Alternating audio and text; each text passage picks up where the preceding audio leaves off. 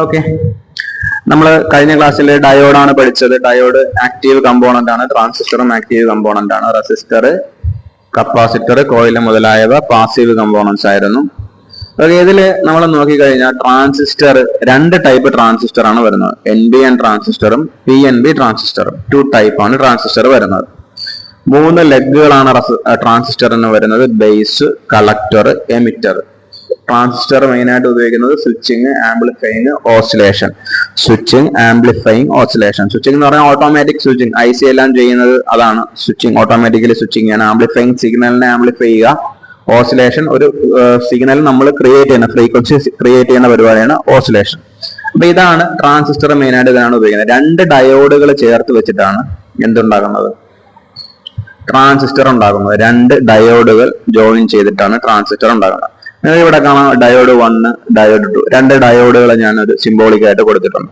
അപ്പൊ ഈ ഡയോഡുകളുടെ 2 എൻഡ്, അതായത് ആനോഡ് ആനോഡ് എന്ന് പറഞ്ഞാൽ ലൈനുള്ള ഭാഗം എന്താണ്? ഡയോഡിന് കാഥോഡാണ്.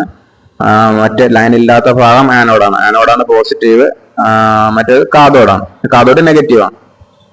അപ്പൊ ഇവിടെ ആനോഡ്, ഈ ഡയോഡിന്റെ 2 ഭാഗം ആനോഡ് അതായത് 2 ഡയോഡിന്റെ ആനോഡുകൾ തമ്മിൽ ജോയിന്റ് ചെയ്തിരിക്കുകയാണ്.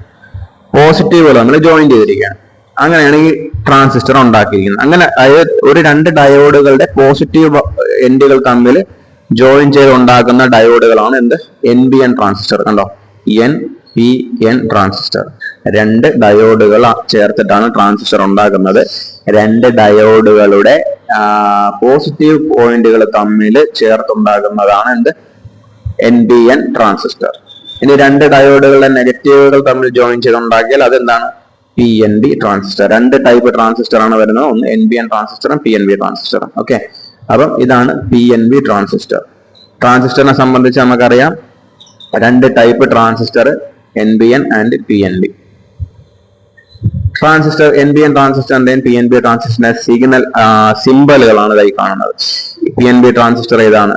എമിറ്ററിന്റെ കണക്ഷൻ ശ്രദ്ധിക്കുക. നിങ്ങൾക്ക് അറിയാം ആരോ അങ്ങോട്ടായിരിക്കും. NPN ട്രാൻസിസ്റ്ററിന്റെ ആരോ താഴോട്ടായിരിക്കും. എമിറ്റർ അതായത് ആരോ ഉള്ളതാണ് എമിറ്റർ, ആരോ ഇല്ലാത്തത് കളക്ടർ. ബേസ് ഇതാണ്. ഇനി ബേസിന്റെ കാര്യം പറയുമ്പോൾ ഏറ്റവും ശ്രദ്ധിക്കേണ്ട ഒരു കാര്യം, ബേസ് PNP ട്രാൻസിസ്റ്ററിന്റെ ബേസ് ഏതാണ്? നെഗറ്റീവ് ആണ്.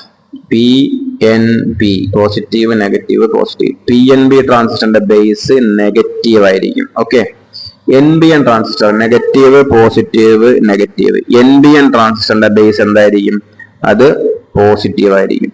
ഈ ട്രാൻസിസ്റ്റർ വർക്ക് ആവണമെങ്കിൽ, PNP ട്രാൻസിസ്റ്റർ വർക്ക് ആവണമെങ്കിൽ ബേസിൽ നെഗറ്റീവ് വോൾട്ടേജ് കിട്ടണം. PNP ട്രാൻസിസ്റ്റർ വർക്ക് ആവണമെങ്കിൽ ബേസിൽ നെഗറ്റീവ് വോൾട്ടേജ് കിട്ടിയാൽ മാത്രമേ PNP ട്രാൻസിസ്റ്റർ വർക്ക് ആവുകയുള്ളൂ. എന്നാൽ NPN ട്രാൻസിസ്റ്റർ വർക്ക് ആവണമെങ്കിൽ അത് ബേസ് പോസിറ്റീവ് ആയതുകൊണ്ട് തന്നെ ബേസിൽ പോസിറ്റീവ് വോൾട്ടേജ് ലഭിക്കണം. ഓക്കെ, ഇതാണ് ട്രാൻസിസ്റ്ററിനെ പറ്റിയുള്ള ബേസിക് ഇൻഫർമേഷൻ. PNP ട്രാൻസിസ്റ്ററിന്റെ ബേസ് നെഗറ്റീവ് ആണ്. നെഗറ്റീവ് വോൾട്ടേജ് ബേസിൽ കിട്ടണം. NPN ട്രാൻസിസ്റ്ററിന്റെ ബേസ് പോസിറ്റീവ് ആണ്. പോസിറ്റീവ് വോൾട്ടേജ് ബേസിൽ കിട്ടണം. 2 ഡയോഡുകൾ ചേർന്നാണ് ട്രാൻസിസ്റ്റർ ഉണ്ടാവുന്നത്. 2 ഡയോഡുകളുടെ പോസിറ്റീവുകൾ തമ്മിൽ ജോയിൻ ചെയ്യുമ്പോൾ ഉണ്ടാകുന്ന ട്രാൻസിസ്റ്ററാണ് NPN ട്രാൻസിസ്റ്റർ. 2 ഡയോഡുകളുടെ നെഗറ്റീവുകൾ തമ്മിൽ ജോയിൻ ചെയ്യുമ്പോൾ ഉണ്ടാകുന്ന ട്രാൻസിസ്റ്ററാണ് PNP ട്രാൻസിസ്റ്റർ. ട്രാൻസിസ്റ്ററിന്റെ ഉപയോഗം switching, amplifying, oscillation. 2 type transistor. Okay, NPN ട്രാൻസിസ്റ്ററിന്റെ ബേസ് എന്താണ്? പോസിറ്റീവ്. PNP ട്രാൻസിസ്റ്ററിന്റെ ബേസ് എന്താണ്? നെഗറ്റീവ്. 3 കണക്ഷനുകൾ: ബേസ്, കളക്ടർ, എമിറ്റർ. സിംബലിൽ എമിറ്ററിൽ ആരോ ഉണ്ടാകും. താഴോട്ട് ആരോ ഉള്ളത് NPN ട്രാൻസിസ്റ്റർ, മുകളിലോട്ട് ആരോ ഉള്ളത് PNP ട്രാൻസിസ്റ്റർ.